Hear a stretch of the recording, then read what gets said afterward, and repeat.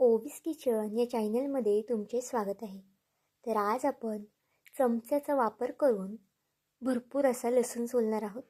तर बघा, लसूण तुमचा कितीही असो, 1 किलो असो किंवा मग अर्धा किलो असो, एका चमच्याच्या साहाय्याने भरपूर असा लसूण आपण 5 मिनिटात सोलून होणार आहे. अगदी जादुई पद्धत आहे. व्हिडिओ नक्कीच शेवटपर्यंत पहा. ही पद्धत तुम्ही यापूर्वी कधीच पाहिली नसेल, पण जर एकदा या पद्धतीने तुम्ही लसूण सोलला ना, तर तुम्ही नेहमीच या पद्धतीने महिनाभरासाठी सुद्धा लसूण सोलू शकता. किंवा मग कार्यक्रमासाठी सुद्धा आपल्याला जास्तीचा लसूण सोलायला लागतो, तर तुम्ही अशा पद्धतीने नक्कीच लसूण सोलू शकता. तर चला, थोडाही वेळ न घालवता लगेच व्हिडिओला सुरुवात करूया. त्याआधी जर चॅनलवरती नवीन असाल तर चॅनलला एक लाईक आणि एक सबस्क्राईब नक्कीच करून घ्या. तर बघा, आपली पहिली टीप पाहूया. सगळ्या टीप खूप जास्त महत्त्वाच्या आहे, त्यामुळे व्हिडिओ नक्की शेवटपर्यंत पहा. तर बघा, घरामध्ये आपल्याकडे मुगाची डाळ, उडदाची डाळ किंवा मग साठवणीची दुसरी कोणती डाळ तर घरात नक्कीच असते.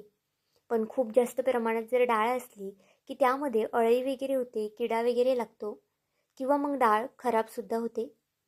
आता कितीही दिवस डाळ आपली टिकण्यासाठी यामध्ये 2 तेजपत्त्याची पानं आणि थोडीशी जी आपली लवंग वगैरे असते किंवा मग काळी मिरी, ती तुम्ही यामध्ये टाकू शकता. यामुळे डाळ अगदी कितीही दिवस आरामात टिकू शकते. तर चला, पुढच्या टिपकडे वळूया. ही जी पुढची टिप आहे ना, ती खूप जास्त महत्त्वाची आहे. कारण की घरात लहान मुलं असतात किंवा मग मोठीसुद्धा असतात. आणि आता थंडीचं वातावरण आहे किंवा मग पावसाचं सुद्धा वातावरण आहे. त्यामुळे सर्दी तर सगळ्यांनाच होते. त्यासाठी अगदी ही महत्त्वाची टिप आहे. तर बघा, आपल्याला 2 कापसाचे बोळे करून घ्यायचे आहेत सुरुवातीला. तर बघा, व्हिडिओत दाखवते त्या पद्धतीने तुम्ही सुद्धा कापसाचे बोळे करून घ्या.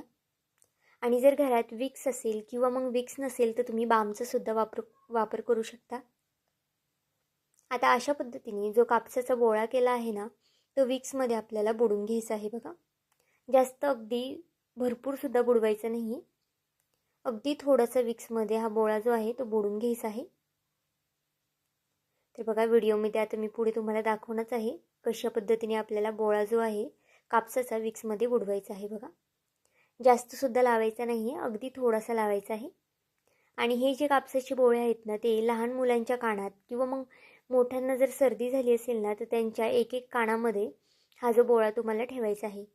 यामुळे याची जी वाफ असते ती अगदी डोक्यापर्यंत जाते आणि सर्दी वगैरे ह्याच्याला खूप जास्त आराम पडतो. नक्कीच एकदा वापर करून बघा, खूप जास्त तुमच्या कामी येईल.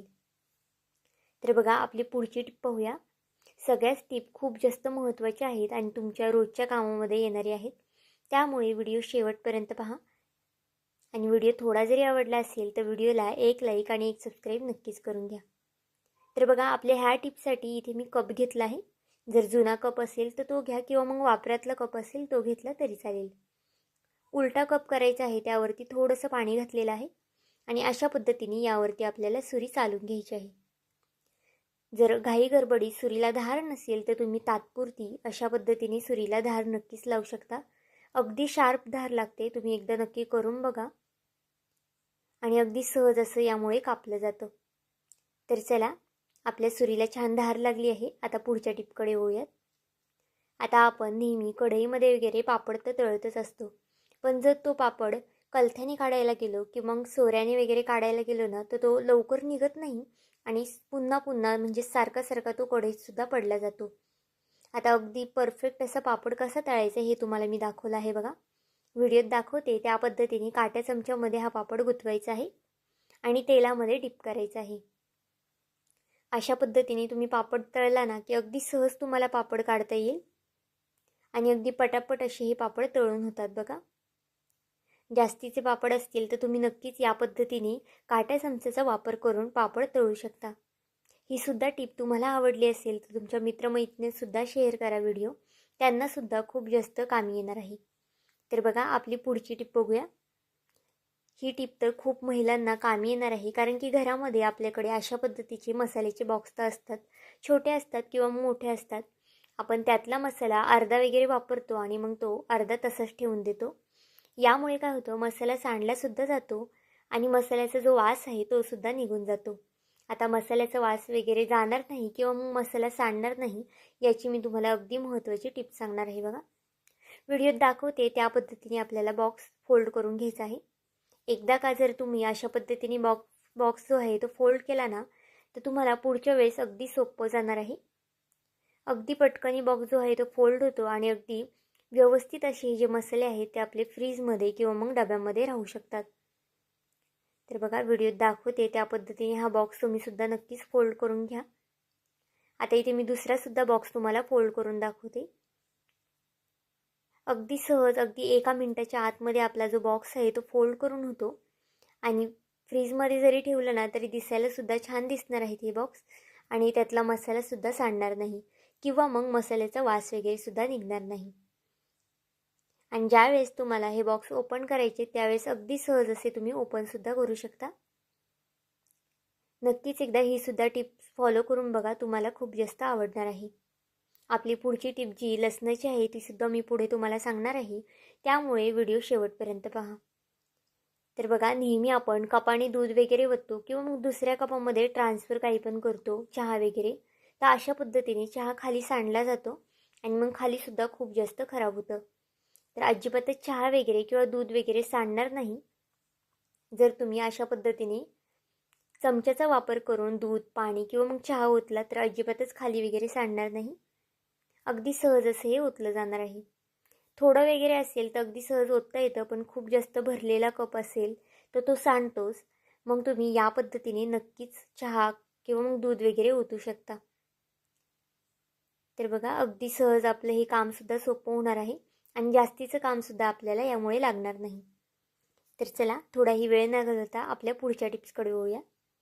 आता घरामध्ये आपल्याकडे अशा पद्धतीची टोपी तर सगळ्यांकडेच असते. ही टोपी खूप दिवस झालं की मग अशा पद्धतीने पसरट वगैरे होते आणि मग ती आपल्याला वापरता सुद्धा येत नाही किंवा मग आपण टाकून सुद्धा येतो. तर बघा अशा पद्धतीने जर तुम्ही ग्लासामध्ये ही टोपी घातली ना तर टोपीचा जो पुन्हा जो आकार आहे तो परत येणार आहे आणि आपली जी टोपी आहे ती अगदी व्यवस्थित होणार आहे. बघा ही सुद्धा टिप नक्कीच फॉलो करून बघा, तुम्हाला खूप जास्त कामी येणार आहे. तर चला आपल्या पुढच्या आणि शेवटच्या महत्त्वाच्या टिप्सकडे वळूयात. आता इतका सारा लसूण फक्त आपण 1 चमचाचा वापर करून सोलणार आहोत. ते कसं हे मी पुढे तुम्हाला नक्कीच सांगणार आहे. अगदी जादुई पद्धत आहे. तुम्ही यापूर्वी अशा पद्धतीने लसूण कधीच सोलला नसेल, नखं वगैरे सुद्धा घाण होणार नाही किंवा मग नखांची आग वगैरे होते ते सुद्धा होणार नाही. घाईच्या कामामध्ये आपल्याला लसूण वगैरे सोलायचा कंटाळा येतो, पण जर तुम्ही या पद्धतीने लसूण सोलला ना तर अगदी झटपट असा तुमचा लसूण सोलून होणार आहे आणि खूप दिवसासाठी सुद्धा तुम्ही स्टोअर करून हा लसूण फ्रीजमध्ये ठेवू शकता. तर बघा त्यासाठी आपल्याला अगोदर लसूण कांडीतून अशा पद्धतीने मोकळा करून घ्यायचा आहे. अगदी व्यवस्थित असा मोकळा करायचा आहे. पाकळी जी आहे ती प्रत्येक पाकळी मोकळी करून घ्यायची आहे बघा. आणि मग नंतर पुढे काय करायचे हे सुद्धा मी तुम्हाला सांगते. व्हिडिओ इथपर्यंत पाहिलाच आहे आणि व्हिडिओ थोडा जरी आवडला असेल तर व्हिडिओला एक लाईक आणि एक सबस्क्राईब नक्कीच करून घ्या, कारण की नवीन यूट्यूबरसाठी तुमचे एक लाईक एक सबस्क्राईब हे खूप जास्त मोलाचं असतं. तसाच माझा हा व्हिडिओ तुम्ही कुठून पाहत आहात हे सुद्धा मला कमेंट करून सांगायला विसरू नका. तर इथे बघा आता सगळा लसूण मी इथे मोकळा करून दाखवते. जर पूर्ण लसूण मोकळा करत बसले ना तर व्हिडिओ खूप जास्त मोठा होईल. तर बघा इथे सगळा लसूण मी मोकळा करून घेतलेला आहे. अगदी प्रत्येक पाकळी आपल्याला मोकळी करून घ्यायची आहे. आता जे लसणाचे देठ वगैरे आहेत ती यावरून मी काढून घेते, म्हणजे आपल्याला पुढची प्रोसेस करायला अगदी सोपं जाणार आहे. बघा अशा पद्धतीने देठ वगैरे काढून घ्यायचे आहेत आपल्याला. अगदी सोपी पद्धत आहे. ही पद्धत तुम्हाला नक्कीच आवडणार आहे आणि आवडली ना तर तुमच्या मित्रमैत्रिणींना सुद्धा शेअर करा, कारण की त्यांना सुद्धा अगदी उपयोगी पडणारी ही टिप आहे. तर बघा सगळा लसूण आपण प्लेटमध्ये काढून घेतलेला आहे. आता एक कॉटनचं फडकं घ्यायचं आहे. फडकं शक्यतो खूप जास्त मऊ किंवा मग ते मखमलीचं फडकं असतं ना तसं वापरू नका. आपल्याला अशा पद्धतीचा रुमाल किंवा मग अशा पद्धतीचं कॉटनचं फडकं वापरायचं आहे. आता 1 चमचा घ्यायचा आहे, त्यावरती आपल्याला तेल घालून घ्यायचं आहे. चमच्यात जास्त सुद्धा तेल घालायचं नाही, फक्त 1 चमचाभर आपल्याला इथे तेलाचा वापर करायचा आहे. बघा इतकंच तेल आपल्याला पुरेसं आहे. आता हे जे तेल आहे ना ते लसणावरती आपण घालून घेऊया. बघा जास्त सुद्धा तेलकट वगैरे करू नका, अगदी 1 चमचा तेल पुरेसं आहे. आता तेल घातल्यानंतर अशा पद्धतीने प्रत्येक पाकळीला जे तेल आहे ते आपल्याला लावून घ्यायचं आहे. आणि हा जो सगळा लसूण आहे तो आपल्या कॉटनच्या फडक्यावरती टाकून घ्यायचा आहे बघा. फडका अशा पद्धतीने जितकं रखरखीत असेल ना तितकं फडकं रखरखीत तुम्ही वापरा. आता याचं फोल्ड करून आपल्याला अशा पद्धतीने हा लसूण जो आहे तो चोळून घ्यायचा आहे. अगदी व्हिडिओत दाखवते त्या पद्धतीने लसूणसुद्धा तुम्ही चोळून घ्या. आता सुरुवातीला मी 5-1 मिनटं तरी हे चोळून घेतलेलं आहे. जास्त वेळ जर तुम्ही चोळलं ना तर अगदी पटकन तुमचा जो लसूण आहे तो भरपूर असा मोकळा होईल. पण जर तुम्ही थोडा थोडा वेळ सोडलं ना तर लसूण थोडा थोडाच मोकळा होणार आहे. अगदी सोपी पद्धत आहे. लसूण सोलताना आपल्याला खूप जास्त नखं दुखतात किंवा मग त्राससुद्धा होतो. आणि जर इतका लसूण सोलायचा असेल तर सगळ्यांनाच कंटाळा येतो. पण अगदी कचरा वगैरे न होता आपला हा लसूण जो आहे तो सोलून होणार आहे. तर बघा 3 ते 4 मिनटं फक्त इथे मी हा लसूण जो आहे तो फडक्यावरती चोळून घेतला आहे. आणि अशा पद्धतीने आपला लसूण खूप जास्त मोकळासुद्धा झालेला आहे बघा. हातानेच आपल्याला हा सेपरेट करून घ्यायचा आहे. तुम्ही पाकडून सुद्धा घेऊ शकता. जितका लसूण निघालेला आहे सेपरेट ना तितका तुम्ही इथे पाकडून घेऊ शकता. तर बघा आता इथे मी सगळा लसूण पटापट असा सोलून घेते, म्हणजेच मोकळा करून घेते. अगदी कमीत कमी वेळेमध्ये आपला हा जो लसूण आहे तो सोलला जातो. त्यामुळे एकदा नक्की ही ट्रिक तुम्ही वापरून बघा. व्हिडिओ थोडासा फास्ट फॉरवर्ड केलेला आहे कारण की सगळा लसूण निवडत बसले ना तर खूप जास्त वेळ लागेल किंवा मग व्हिडिओसुद्धा खूप जास्त मोठा होईल. जो लसणाचा वरचा देठ असतो निबार तो सुद्धा मोकळा होतो यामुळे. आणि लसूण जो पाकळीतून काढायला अगदी आपल्याला सहज रिकामा होतो बघा. तुम्ही इथे पाहू शकता खूप सारा लसूण आपला यामध्ये मोकळा झालेला आहे. अजून भरपूर असा लसूण यामध्ये राहिलेला आहे. तो सुद्धा लसूण आपल्याला यावरती चोळून घ्यायचा आहे पुन्हा. अगदी बारीक सारीक जो लसूण असतो ना तो सुद्धा या पद्धत वापरून म्हणजे ही पद्धत वापरून सोलला जातो. तर बघा उरलेला जो लसूण आहे तो सुद्धा मी पुन्हा याच्यावरती चोळून घेते. अगदी व्हिडिओत दाखवते त्या पद्धतीने थोडासा जोर लावून आपल्याला हे जे रुमालात लसूण सोलून घ्यायचं आहे. नक्कीच ही पद्धत तुम्हाला आवडणार आहे कारण की लसूण सोलायला सगळ्यांनाच कंटाळा येतो किंवा मग खूप जास्त त्रासदायक सुद्धा काम असतं आणि खूप वेळसुद्धा लागतो. असं तुम्ही आठवड्यातून एकदा जर करून ठेवलं ना तर भरपूर असं तुमचा लसूण जो आहे तो सोलून होणार आहे. तर इथे बघा सगळा लसूण आता मी पुन्हा मोकळा करून घेते. पुन्हा मी इथे 1 ते 2 मिनटासाठी फडक्यावरती लसूण चोळून घेतला आहे आणि भरपूर असा आता लसूण हा मोकळा झालेला आहे. अगदी उपयोगी टीप आहे. नक्कीच एकदा तुम्ही ट्राय करून बघा. तुम्हाला खूप जास्त कामी येणार आहे.